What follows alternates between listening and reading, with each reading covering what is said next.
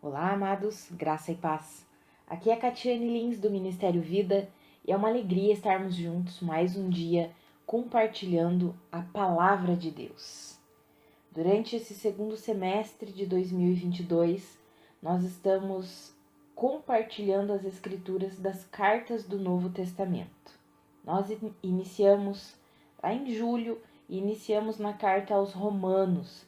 Estamos chegando hoje na última carta, que é a carta de Judas, uma carta pequena, só um capítulo, mas com grande aprendizado para as nossas vidas.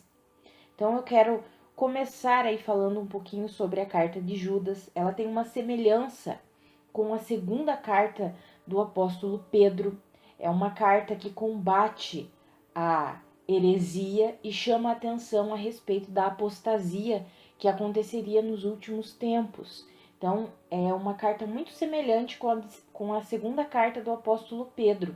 É interessante porque Pedro escreveu sua carta por volta de 66, do ano 66 depois de Cristo, e Judas escreveu por volta do ano 69 depois de Cristo. Então, 3 anos depois que Pedro tinha escrito aquela carta, vem Judas e escreve uma carta reforçando o que o apóstolo Pedro já tinha falado.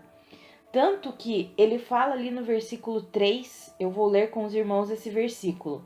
Amados, embora estivesse muito ansioso para escrever a vocês acerca da salvação que compartilhamos, senti que era necessário escrever insistindo que batalhassem pela fé de uma vez por todas confiada aos santos. Ou seja, Judas queria escrever uma carta compartilhando com os irmãos a glória da nossa salvação. É como se ele dissesse assim: poxa, como eu queria escrever uma carta falando sobre o poder que nós temos em Cristo Jesus, a graça que nós temos em Cristo Jesus, a unção que já recebemos em Cristo Jesus. Mas eu entendi que era mais necessário eu escrever essa carta, insistindo com vocês, irmãos, para que vocês batalhem pela nossa fé. Para que vocês de fato creiam, vivam e insistam e persistam na genuína fé em Cristo Jesus. Porque já naquela época estava acontecendo muitos enganos, ensinos enganosos. Nós já vimos, já falamos sobre isso quando estudamos as cartas de Pedro, a segunda carta principalmente, quando estudamos as cartas de João. Já existia muito engano naquele tempo. Um dos grandes enganos era o gnosticismo, e um dos enganos que vinha era falando que Jesus já havia voltado, que foi uma volta mística, somente espiritual, que não seria, ele não viria com o corpo glorificado, como nós cremos que Jesus voltará e o veremos assim como ele é. Então, eram muitos enganos. Outra linha do gnosticismo dizendo que Jesus Cristo não tinha vindo em carne. Então, amados, ele não tinha vindo como um ser humano. Então, nós precisamos compreender aí o contexto em que Judas escreve tudo isso. E ele diz: eu queria e estava ansioso para falar a respeito da salvação que nós temos, do que a glória que temos, né? Tudo que recebemos em Cristo Jesus. Mas entendi ser mais importante falar e insistir com os irmãos para que vocês batalhem pela genuína fé. E aí eu quero ler com vocês os versículos 4 até o 8, que está escrito assim, falando das características desses homens que ensinam engano, erro. Está escrito assim: pois certos homens cuja condenação já estava sentenciada há muito tempo infiltraram-se dissimuladamente no meio de vocês. Estes são ímpios, transformam a graça de nosso Deus em libertinagem e negam Jesus Cristo, nosso único soberano e Senhor. Embora vocês já tenham conhecimento de tudo isso, eu quero lembrá-los de que o Senhor libertou um povo do Egito, mas posteriormente destruiu os que não creram. E quanto aos anjos que não conservaram suas posições de autoridade, mas abandonaram sua própria morada, ele os tem guardado em trevas, presos com correntes eternas para o juízo do grande dia. De modo semelhante a esses, Sodoma e Gomorra e as cidades em redor se entregaram à imoralidade e às relações sexuais antinaturais. estando sob o castigo do fogo eterno, elas servem de exemplo. Da mesma forma, esses sonhadores contaminam o próprio corpo, rejeitam as autoridades e difamam os seres celestiais. Mas nós vemos aqui que essas pessoas estão no meio da igreja. A palavra fala que infiltraram-se no meio de vocês e estão zombando, estão transformando a graça de nosso Deus, de nosso único soberano Senhor Jesus Cristo, estão transformando essa graça em libertinagem, vivendo conforme os desejos ímpios da carne. Mas é o que mais nós temos visto nos dias de hoje. Pessoas que estão transformando a graça de Deus em libertinagem. É graça mesmo, estou debaixo da graça. Muitos intitulam esses ensinamentos de inclusivos, mas não é o que a Bíblia nos ensina. E é interessante porque Judas diz, eu queria falar sobre a glória que temos, a salvação que nós temos em Cristo Jesus, mas é mais importante nesse momento eu insistir que vocês batalhem na genuína fé em Cristo Jesus. Vocês não se rendam a esses ensinos enganosos. E nós podemos trazer essa palavra para os nossos dias. É glorioso nós falarmos tudo o que nós temos em Cristo Jesus. Os irmãos que me ouvem há mais tempo sabem o quanto eu gosto de falar. Já fiz tantos estudos falando sobre as realidades da nova criação, tudo o que temos e recebemos em Cristo Jesus. Mas existem momentos que nós precisamos nos lembrar de que essa graça maravilhosa que nós temos em Cristo, ela nos capacita para vivermos uma vida santa. Não podemos transformar a graça de Deus em libertinagem. Não podemos usar a graça de Deus para satisfazer as nossas próprias vontades carnais ímpias. E isso tem acontecido. E nós precisamos o quê? Perceber tudo isso e ficar longe desse tipo de ensino, amados. Nós precisamos ficar longe desse tipo de ensino. Quando nós continuamos o texto ali, o texto vai falando sobre esses homens. Eles são rochas submersas nas festas de fraternidades que vocês fazem. E ali no versículo 12, está claro, diz assim: são pastores que só cuidam de si mesmos. Amados, veja que está falando de líderes, de pastores dentro da igreja, mas são homens ímpios que só cuidam de si mesmos. Quando nós avançamos ali no texto, nós vamos ver ali no versículo 16 que eles são só pessoas cheias de si, que seguem os seus próprios desejos impuros. O que está reservado para esse tipo de pessoa? A palavra fala. O que está reservado são as mais densas trevas.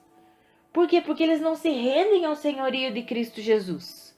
Eles não se rendem à vida genuína que Cristo Jesus conquistou para nós. Não adianta nós só declararmos que somos cristãos. Nós precisamos viver como cristãos. E a graça nos capacita não para transformarmos a nossa vida em libertinagem, mas a graça nos capacita para vivermos uma vida santa, justa, reta. Quanto mais nos relacionamos com Deus, quanto mais meditamos nas Escrituras, quanto mais oramos, mais e mais nós somos o quê? Capacitados por Deus para vivermos essa vida santa, justa e reta. O Judas escreve aqui, ele nos dá a direção, inspirado pelo Espírito Santo. Ele nos diz como que nós devemos viver para fugir desse tipo de pessoa. Mas antes disso, que está ali no versículo 20, eu quero mencionar com os irmãos uma característica que Judas descreve aqui no versículo 19 dessas pessoas, desses pastores, desses líderes.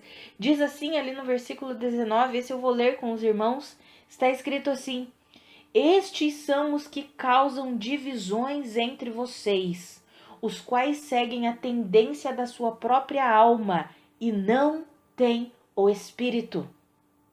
Amados, não é porque diz que é pastor, porque tem um título de pastor, que realmente é pastor. Nós precisamos analisar a vida da pessoa. Será que de fato está vivendo como um cristão? Está vivendo como um filho de Deus? Está manifestando a vida de Cristo? Olha o que fala aqui. Estes homens que Judas está advertindo a igreja que seriam homens ímpios, que transformam a graça de Deus em libertinagem, eles têm algumas características, eles têm algumas atitudes. Eles causam divisões dentro da igreja, eles seguem a tendência da sua própria alma, ou seja, eles não são guiados pelo Espírito. E a palavra nos diz que eles não têm o Espírito. Como é que eles vão ser guiados pelo Espírito se eles nem têm o Espírito?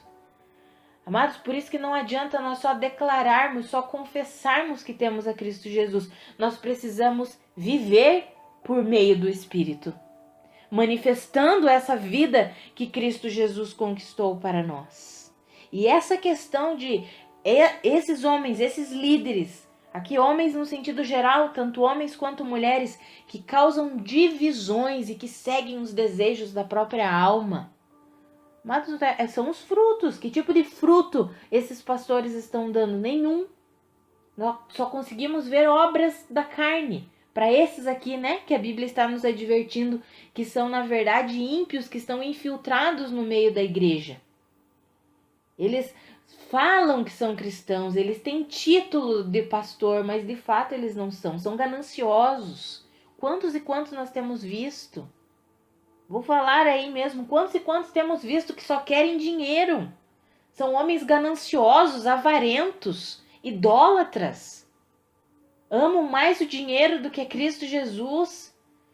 Muitos e muitos desses estão aí com título de pastores. Quantos e quantos estão com título de pastores, mas amam mais a sua própria vida, são cheios de si, são egoístas, só cuidam de si mesmos, só pensam em si mesmos. Transformaram a graça de Deus em libertinagem, vivem de qualquer jeito. E ainda dizem, mas nós estamos debaixo da graça. Amados, que eu e você possamos observar tudo isso na nossa vida, que nós não sejamos essas pessoas que, vou viver de qualquer jeito porque eu estou debaixo da graça de Deus. Pelo contrário, que nós entendamos que a graça nos capacita para levarmos uma vida santa, justa e reta, e que nós também possamos olhar com quem nós compartilhamos a nossa vida, a nossa caminhada. Temos vivido tempos difíceis, sim, amados. E não é porque alguém diz que é pastor ou tem um título de pastor, ele é o pastor. Observe, analise. Será que de fato tem vivido? Será que os frutos que tem dado são frutos genuínos da palavra de Deus, que manifestam a vida de Cristo Jesus? Será que tem um coração rendido a Deus? Que o Espírito Santo nos dê essa sabedoria, esse discernimento. E aí Judas nos diz como que nós vamos compreender todas essas coisas e como que nós podemos viver sem sermos afetados por esses ensinos enganosos de homens que na verdade são ímpios, mas que estão no meio da igreja. Aí eu quero ler com os irmãos os versículos 20, 21 e 22. Não, 20 até o 23 eu vou ler. Está escrito assim: edifiquem-se, porém, amados, na santíssima fé que vocês têm, orando no Espírito Santo. Mantenham-se no amor de Deus, enquanto esperam que a misericórdia de nosso Senhor Jesus Cristo os leve para a vida eterna. Tenham compaixão daqueles que duvidam. A outros salvem, arrebatando-os do fogo.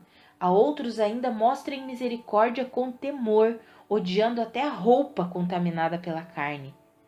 Ou seja, amados, nós precisamos o quê?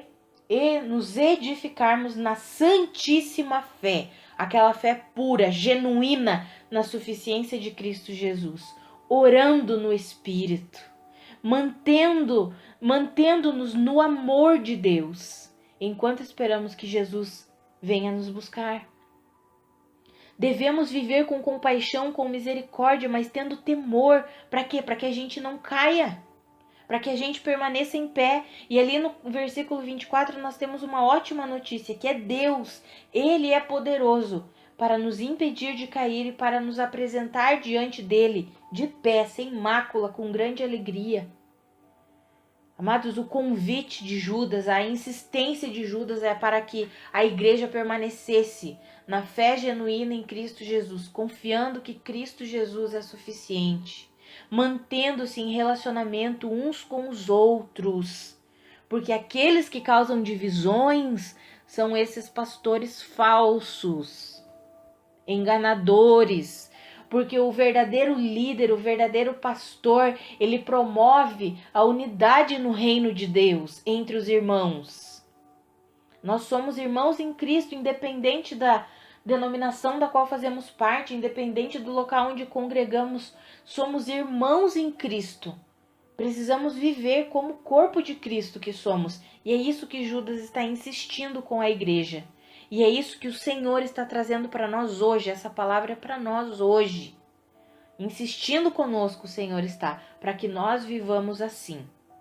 Edificando-nos na santíssima fé, orando no Espírito, permanecendo no amor de Deus, vivendo para a glória de Deus em completa confiança a Cristo Jesus. Amados, que eu e você possamos viver assim, em nome de Jesus. Vamos orar? Pai, muito obrigada pela tua palavra, obrigada pelas tuas exortações, pela tua correção. Pai, a minha oração pela minha vida e pela vida dos meus irmãos é que o Senhor nos ajude a permanecermos firmes e constantes na genuína fé em Cristo Jesus. Nos ajuda, Senhor, nos ensina a vivermos de fato a genuína fé em Cristo Jesus. Nós nos rendemos a Ti, nos colocamos à Sua disposição, Senhor. Nós confiamos em Ti, em nome de Jesus. Amados, hoje nós estamos encerrando a exposição das cartas do Novo Testamento. Nós teremos um período de recesso nesse final de ano e nós retornaremos no dia 2 de janeiro, na segunda-feira do dia 2 de janeiro, retornaremos com os nossos devocionais em áudio. Tá bom, amados? Eu desejo que a graça, a paz do nosso Senhor Jesus Cristo sejam multiplicadas sobre a vida de cada um de vocês e que nesse novo ano nós possamos viver a plenitude de Deus, possamos nos render a Deus para receber toda a plenitude de Deus, viver essa plenitude e manifestar essa plenitude através da nossa vida. Em nome de Jesus. Um abraço para os irmãos e até o dia 2 de janeiro retornaremos aí com os nossos devocionais. Um abraço.